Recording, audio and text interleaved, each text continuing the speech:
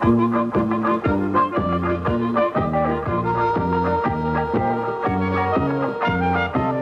all over the countryside, ask the Leylands, ask the Leylands. Travel all over the countryside, ask the Leyland Brothers. Whatever it is that you want to see, ask the Leylands, ask the Leylands. No matter whatever that happens to be, ask the Leyland Brothers. Come on, begin it and join in the fun. Travel all over Australia.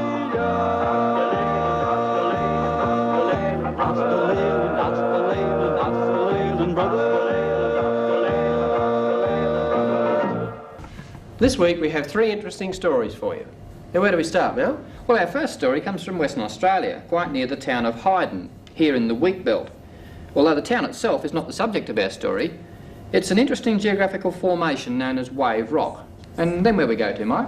Across to New South Wales to the township of Gundegai, but not to look at the famous dog on the tucker box, but to look at a man on a horse. And he is the last of the horseback posties. And then our final story comes from South Australia, north of Spencer's Gulf. We take a look at the Flinders Ranges, a spectacular, rugged and beautiful piece of country, including a very interesting geographical formation once more, Wilpena Pound.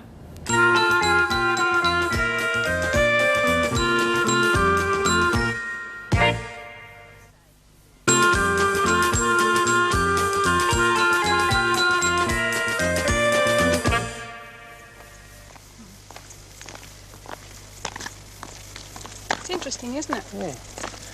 Right. We're in Western Australia, just east of a small town of Hyden, which is in the wheat belt. And we've come here in answer to this request, which comes from Desmond Johns of Whitemoor in Tasmania, who says, could you please tell and show me about the formation and composition of wave rock in Hyden, Western Australia? Well, this is wave rock. It's quite famous landmark, and it's well known to most visitors who come to Western Australia. And we're going to take a look not only at this small part of it, which is the wavy formation, but we're going to take a look at the whole rock area, which is actually known as Hyden Rock. Hyden Rock is one of many large pronounced granite outcrops in the Hyden region, and wave rock forms only part of the north face of the rock. This spectacular feature of the rock first came into prominence when a photographer won a worldwide photographic competition with a shot of wave rock. The photograph became quite famous, not only in New York, where the competition was held in the early 1960s, but all around the world. This spectacular example of erosion and weathering has attracted an increasing procession of curious visitors ever since. About 350 kilometres east of Perth, wave rock lies on the edge of the wheat belt, in country which is fairly dry.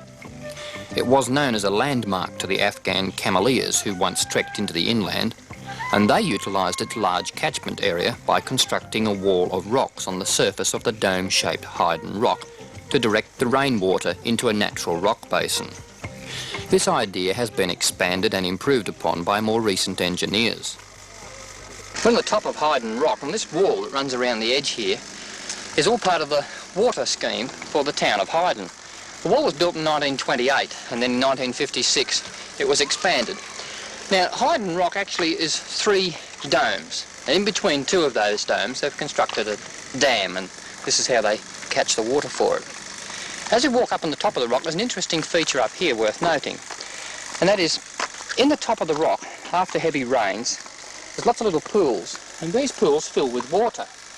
Now, as the water goes down into those pools, it soaks through the rock itself and dissolves certain chemicals in the rock.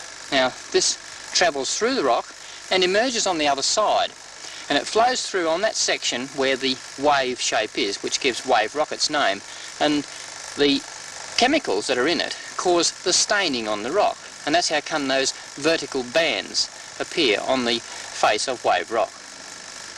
Hyden Dam is a sizable oasis in an otherwise dry country. The water is piped about 5 kilometres to town, thereby assuring a more reliable source of water for the residents of Hyden. That sort of hollow sound comes as a bit of a surprise, actually, as you're walking across the top of this great chunk of granite. That's all part of the erosional processes which are taking place here and have been for millions of years since this was first created. This is known as exfoliation, this type of erosion, whereby flakes of rock sort of peel off from the main rock. This one here sounds fairly hollow, which means that it's got an air gap in there, and after who knows how long, when more erosion takes place, it'll eventually drift away from the main body of the rock.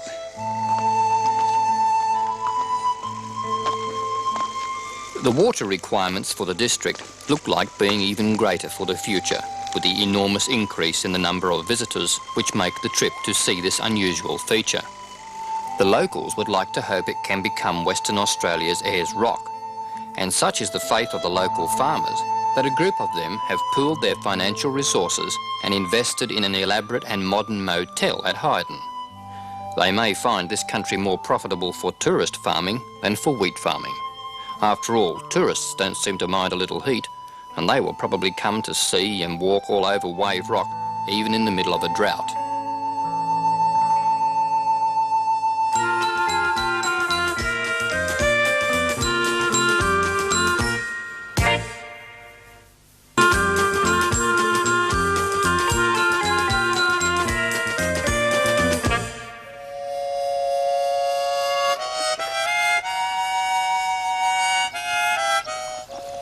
Bruce Dennis starts the day at 6 a.m. to prepare his horse Frosty for work.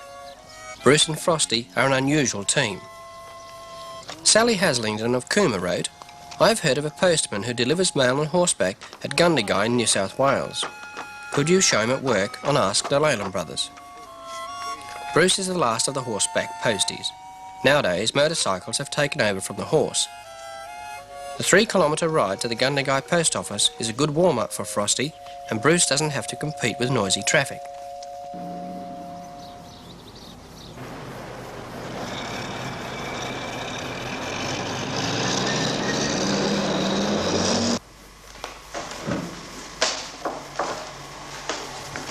Bruce starts work at 7:45 a.m. and begins by sorting the mail to be delivered.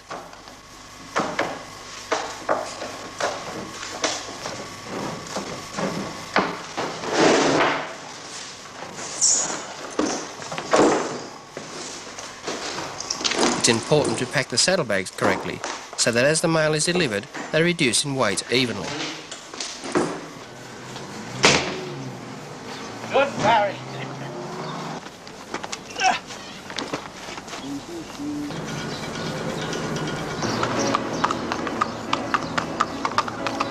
The morning run begins at 9 a.m. and starts at the end of the main street. A postman on foot covers the main business section of Gundegai. Frosty is probably the only horse on the Australia Post payroll. He receives a fortnightly allowance for feed and keep. Gundegai's mail has been delivered by horseback since the post office opened 71 years ago. Bruce says Gundegai is so hilly that delivering mail by horseback is the only practical way. Weather is no bar. The mail is delivered, hail, rain or shine. And Bruce can't remember when they had a day off sick.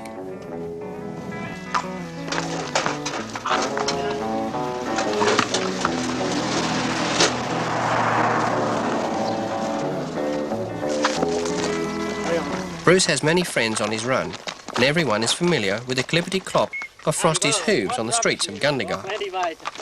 Your Christmas card, getting them out early. Something for you. Post them early. Well, here comes my little mate up here. We want to ride. Come on! My gee, you're getting heavy. Oh! There you're right. Put your foot there. You got your book? You're right. Now we ride. When we get our letter. Get him going. He won't go for us. Come over here. Tell him to go. Say, get going. Right. Hang on. Bruce and Frosty have been giving 4-year-old David Anderson a ride every day for the past 2 months. David waits anxiously each morning for his friend and hero and looks forward to his regular ride on the gentle Frosty.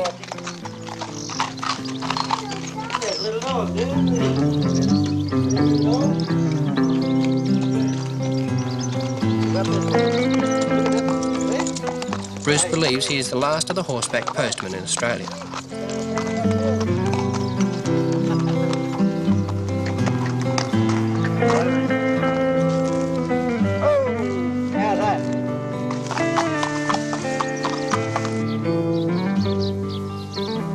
Bruce has 300 mail drops in his daily deliveries.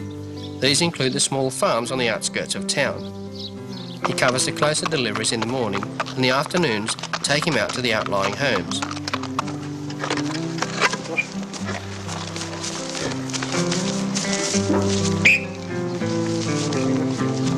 Bruce, how long have you been doing the run on the horse now? About 26 years, I think. I started about 49 or 1950, I think I took over from the old chap. He retired. He'd done it for 45 years, from what I could recollect. And how far would you go each day on the horse, any idea? From when I leave home till I go back again, I think it's about 20 miles. You don't think you'll ever go to a motorbike? I wouldn't think so. I can't ride one, I've got no intentions of learning. What will happen when Bruce and Frosty retire? Will a new horseback postman take over, or will Frosty be replaced by a motorbike? The people of Gundegai like the way the mail is delivered now, efficiently and quietly.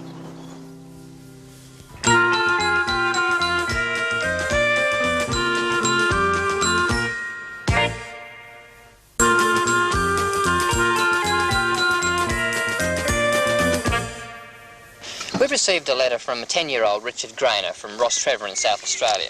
And he says, I would like the Leyland Brothers to make a film on the Flinders Ranges. I would like them to film Wilpena Pound.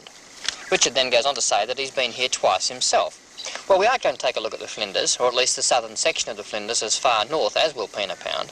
And on our way north from Adelaide, just before we reached Hawker, we've stopped off at an historical spot.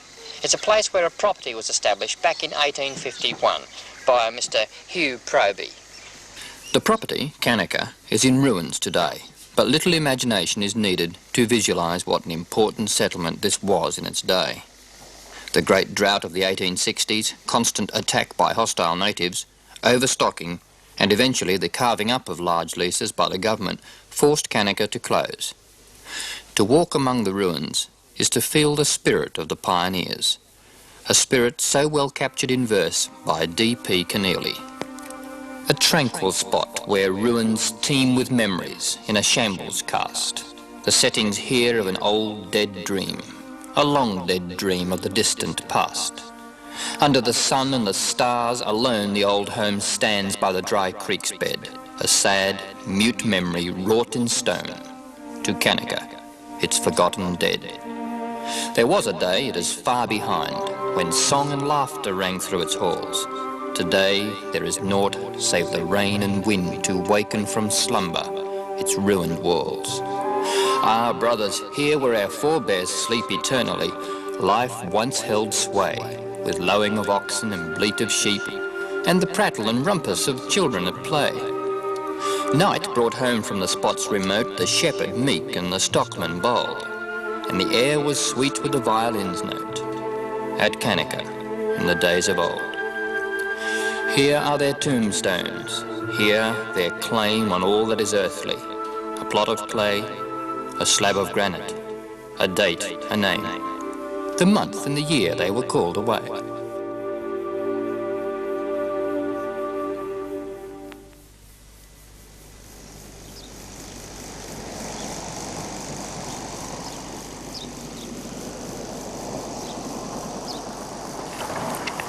North from Kanaka on the sealed road is the settlement of Hawker. This is the last reasonable-sized town before entering the Flinders Ranges. It is situated at the junction of all roads which lead to the Flinders and is a good stopover to replenish supplies and take on fuel.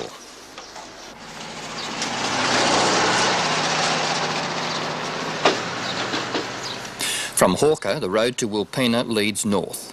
Now, for the first time, the famous Blue Range dominates the skyline. With the passing of every minute, the individual features of the ridges and gorges begin to emerge from the haze.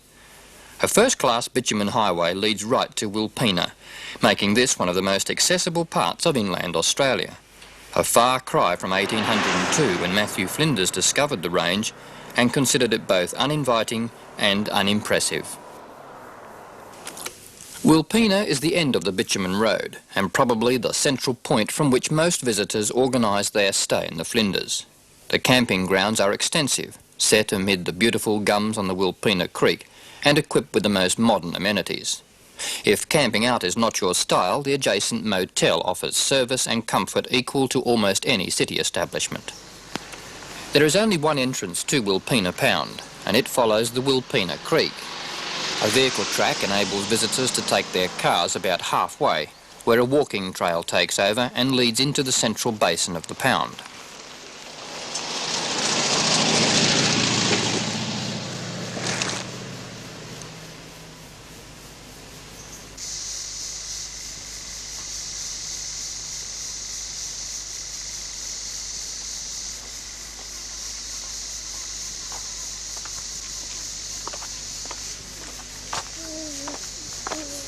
It's an easy, pleasant walk, the trail rising gently until it reaches the level of the basin.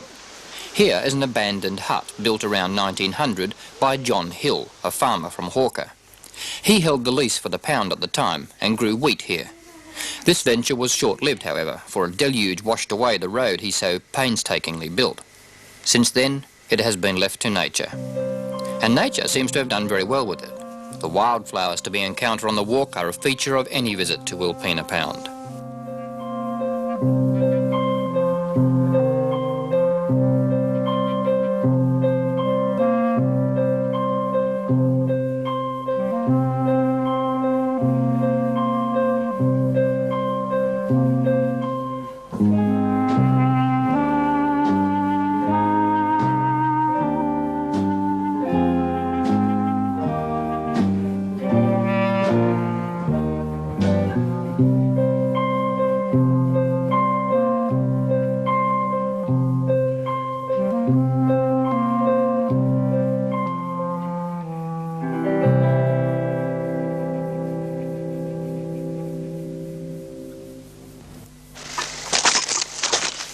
From the hut, the trail is steeper and leads to a lookout on one of the sandstone buttresses which form the circle of hills around the park-like basin.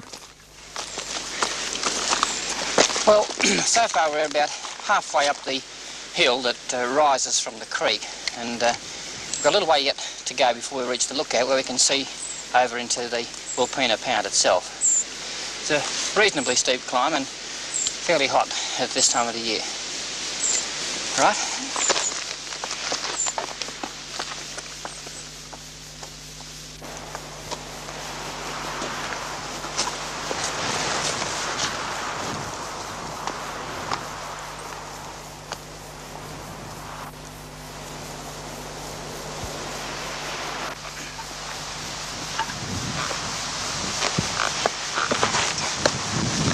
Well, this is about as high as you can go on the walk to the top of the lookout, and from here you have a fairly good view of Wilpena Pound. You can see the basin of the pound down below, and you can see the ring of hills, well, at least part of the ring of hills, which form this giant amphitheatre.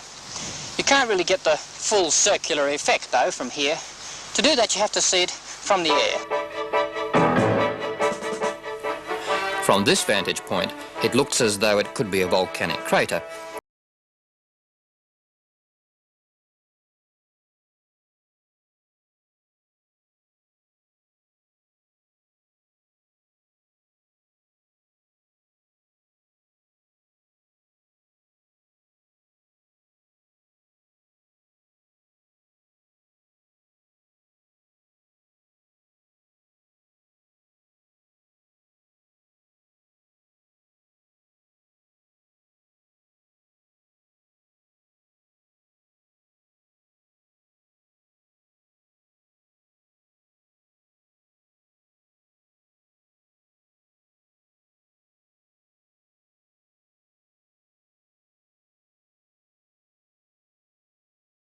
Only be seen from the plain is man-made. John Hill's plough furrows, still visible after 80 years. Odd remnants from the past. More obvious are nearby pioneer homes. Can you imagine what it must have been like in 1851 to come to this part of the country and decide that you're going to settle here? Well, that's what happened when Dr. Brown and Mr. Price came to this spot. They established the original Wilpena homestead. Now, this is the site of the Wilpena homestead. It's not far from Wilpena Pound. And scattered throughout here are several buildings that were built back in 1851 from local stone held together with mud. It must have been pretty good building material because the buildings are still standing fairly solidly, like this one behind me. This is the storeroom. Now, about the only change to it is that the roof is now covered with corrugated iron. Underneath that iron is the thatching that was put there originally, and it's still held together with the old rawhide ropes they use. A remarkable testimony to the tenacity of those early pioneers. The earliest visitors to come this way were the pastoralists in search of new land, and they could not help but be impressed by the rugged beauty of the ranges. Today it's mostly tourists, and they too appreciate the scenery. Dirt tracks wind through the hills and ranges of the Flinders, providing for those that take the trouble some of the most magnificent scenery in Australia. A place riddled with gorges and valleys of unsurpassed beauty, a paradise for the artist or photographer.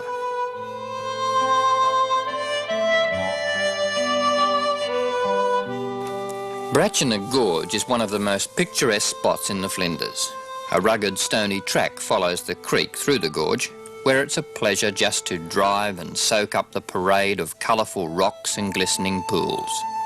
A place where you can rediscover the almost lost art of taking your time to enjoy being a motorist. This kind of scenery is probably what the Flinders Ranges is all about.